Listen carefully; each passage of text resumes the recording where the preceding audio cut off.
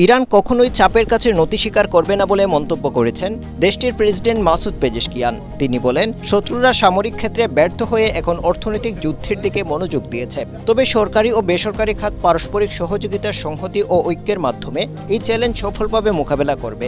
Pezeshkian আরও বলেন, বৈদেশিক যোগাযোগ ও আলোচনা এমনভাবে পরিচালিত হচ্ছে যাতে ইরানি জাতির অধিকার পুরোপুরি সংরক্ষিত থাকে। এদিকে ইরানের দক্ষিণাঞ্চলে নতুন করে বিমান হামলা চালিয়েছে মার্কিন সামরিক বাহিনী। যুক্তরাষ্ট্রের সেন্ট্রাল কমান্ড বা সেন্টকম জানিয়েছে, ইরানি ক্ষেপণাস্ত্র ঘাঁটি এবং হরমুজ প্রণালীতে মাইন স্থাপনের চেষ্টায় নিয়োজিত স্পিডবোটগুলো লক্ষ্য করে এই হামলা চালানো হয়েছে। সেন্টকম দাবি করেছে, চলমান যুদ্ধবিরতির মধ্যেও মার্কিন সেনাদের ওপর ইরানি বাহিনীর হুমকি মোকাবেলায় এবং আত্মরক্ষার্থে এই পদক্ষেপ নেওয়া হয়েছে। স্ট্রবেরি সুপার ডটেড ও ক্লাসিক ভ্যারিয়েন্ট সেন্সেশন জাগুক শিহরণ।